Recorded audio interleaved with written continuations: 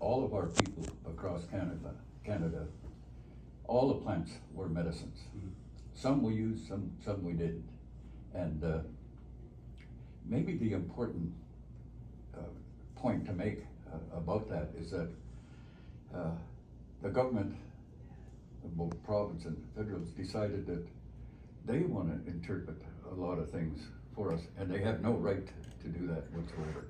Section 25 of the Constitution takes care of that, because I worded it in such a way that we eliminate anybody with this, who has an opinion, might have a little bit of legal training, and they all offer opinions, and somehow all of those opinions just favor the occupiers of McMullen land here.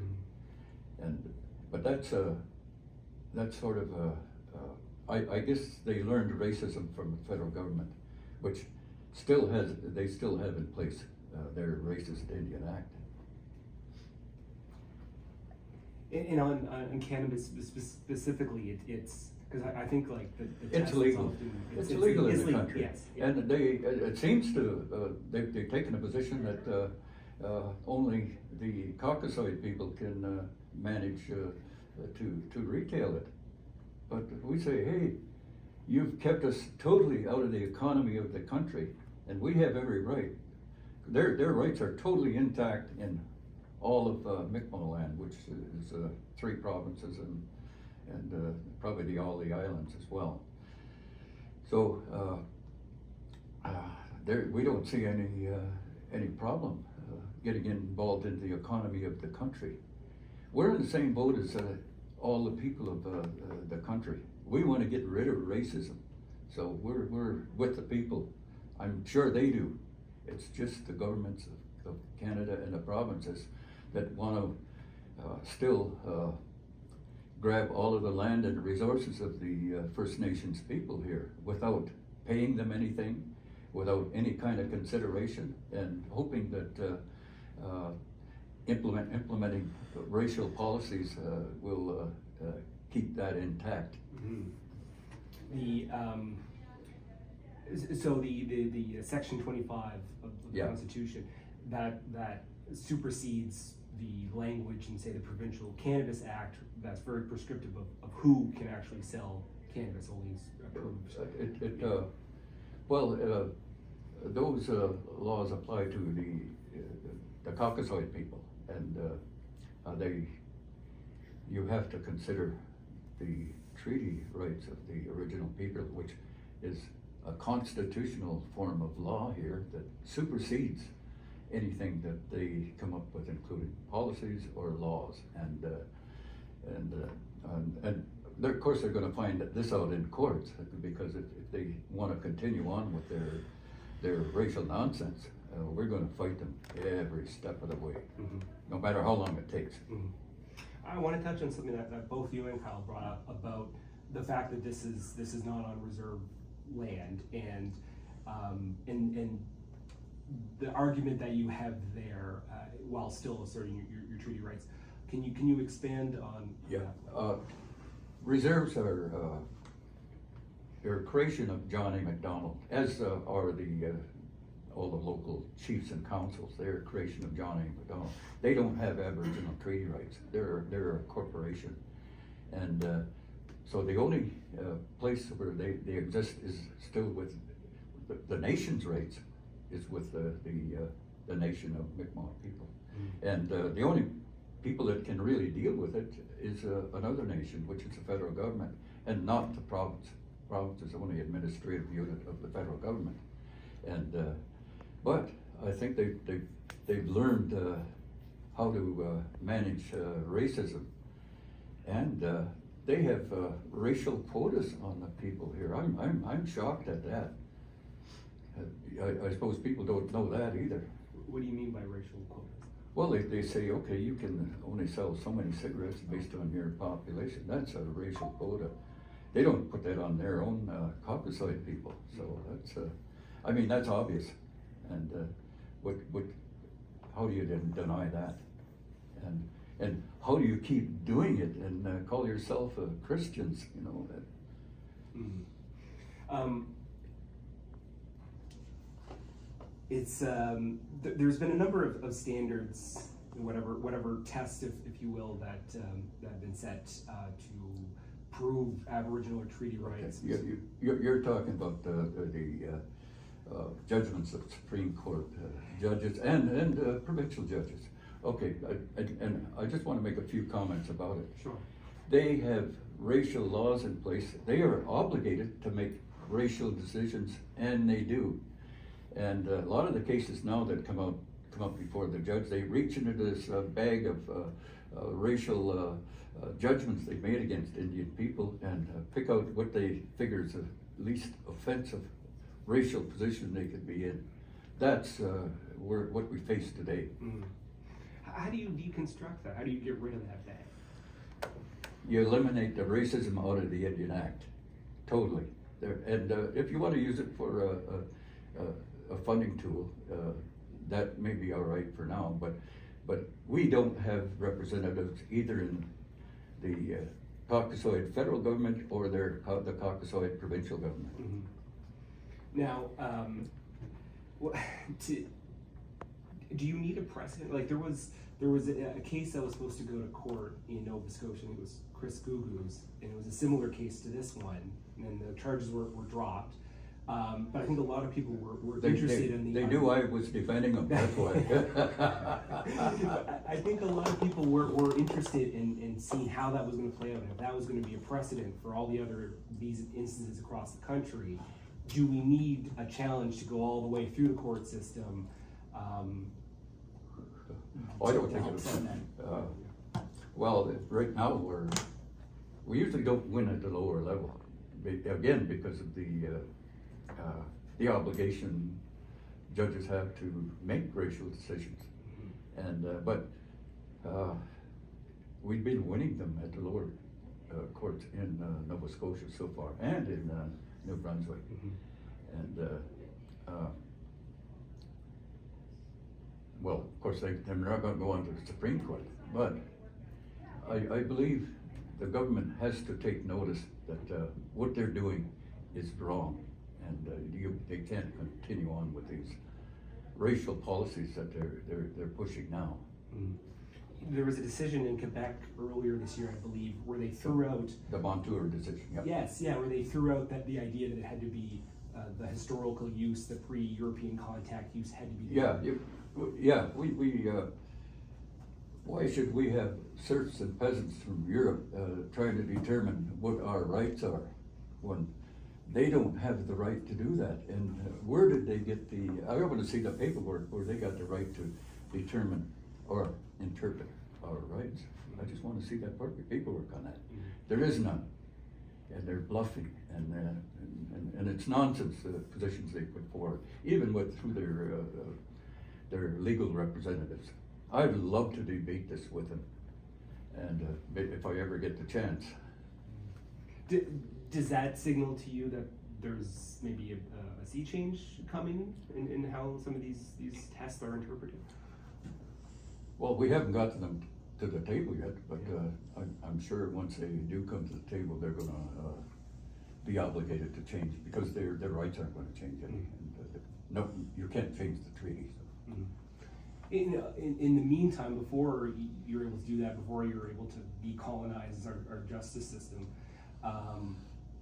what does this mean for folks like Kyle, for the owners here, and the owners of dispensaries around the country who are still going to be facing this kind of being raided and face the justice system as it is?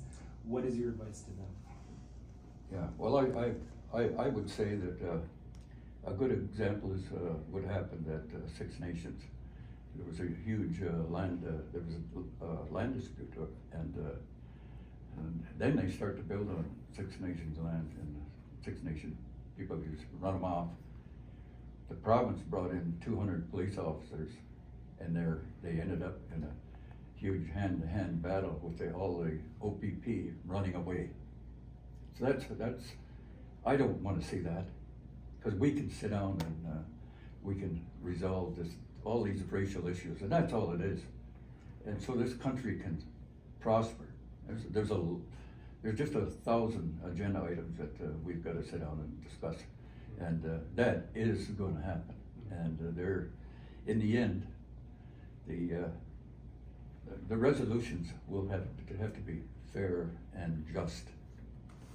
And so what do you mean by that? What kind of forum is it when you mean we have to sit down and Well, we what does that look like to you? okay, essentially, because of the fact that our people are a nation, and the feds go, it means that we have to resolve this with the feds, because they are a nation, and but we can sit down with the province and inform them and keep them up to date, and because they are a lesser administrative unit of the federal government. Now, in terms of cannabis, it's up to the province to regulate that. Each one has their own. Province has absolutely no jurisdiction over the Mi'kmaq people, absolutely none. And so you delivered your letter to Yeah. Mr. Higgs, and have you met with Mr. Premier Higgs or No, Mr. we've Austin? delivered letters, we delivered it right to his office, and, well, hoping at some point we can, maybe sit down with him. I'd love to sit down with him. I just, gave him a copy of my book. Okay. And here's one thing that, maybe will emphasize the kind of situation we're in. I spent 9 years in prison as a 6-year-old, based on government racial policies of the Indian Act, which killed about 40,000 of our children, and that's my estimate. 9 years of the most brutal treatment anybody could endure. I somehow survived and was eventually able to get out. And I was planning my escape, and when I finally got out, my father finally got me out of there. You're very, I don't know, optimistic is the word, resolute maybe, about that this is going to There is only one route, and that has to be, according to mine, which is optimistic. And because I'm optimistic, we can resolve these problems. But we gotta sit down and discuss them. We've gotta sit down and learn. And all of the people of Canada, not just First Nations people, all of the people of Canada have to learn what these rights are. And I'm hoping that they'll all read my book, and they'll at least have an understanding of Aboriginal trade rights.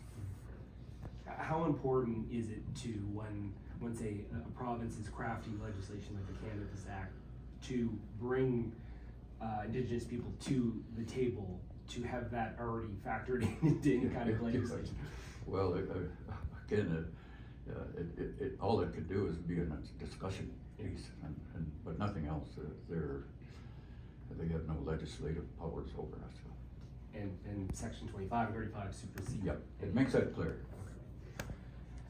So what's next for you? Where do you go from here on this matter? Oh, I'm going to be around it obviously a long time. I've got quite a number of cases to defend here, and then I'd like to move on further towards the west and give them a hand out there. They need a big hand, and I didn't realize that I may be one of a kind that have almost a total grasp and understanding of where both sides are, and that. But with that, I can be really helpful to them, and hopefully we can bring other provinces, to the realization that, hey, Indians aren't a drain on the economy. As a matter of fact, they should be the main contributors, because they still own the land. See, most of Canada, the feds, who are the only ones that can buy property from India, haven't purchased any. Well, they never had any money anyway, but they were just, I guess, figuring, well, they could carry on like they are, and everything will be fine, and it's not. And so what's next for the trading post? Are you guys up and running again? Yeah, so we're just working on a few things right now, but we'll be up and running in the next few days, hopefully, by operating under our treaties and which again, our treaties are protected by section 25 and 35 of the Constitution of Canada, so. Do you expect to get rated again?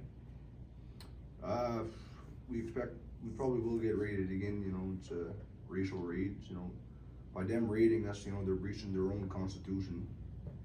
And we'll be battling them till the end. We'll fight on all fronts if we have to. Do you guys have court dates for when, do you know when, like, when your employees are getting charged, when that's going to head or anything like that? We never really took a look at the paperwork yet. When? I got about 10 court dates August myself. You got a busy schedule. But I'll be there, so. Okay. Well, perhaps, maybe coming to let us know, we'd love to follow where that goes, yeah. We gotta start working on this racism, and we gotta eliminate it. Then we can sit down and start to work out all the solutions that we need, that everybody needs. And but I think that's gotta be the first step. I mean, these people are called, according to the federal legislation, the people are called Indians, and none of them, they don't know, they've never been to India. And that's a creation of the Racist Indian Act. They try to throw us all into one basket, and oh yeah, call them Indians. It's like telling Europe that, well, you're all gonna be British. How does that go over? Yeah. Or tell the French, you're gonna be English. Pretty sure they fought a bunch of wars over that. Yeah. And Kyle, anything else you'd like to add? You feel like you said what you want to say? Well, I just think we would like to meet with like all the mayors and all the Premier Higgs and all that, so we can sit down and make them understand what they're doing is wrong, and have them start respect and honoring our treaties, and yeah, we'll just go from there. Excellent. Well, thank you both for your time. I appreciate it. Thanks a lot.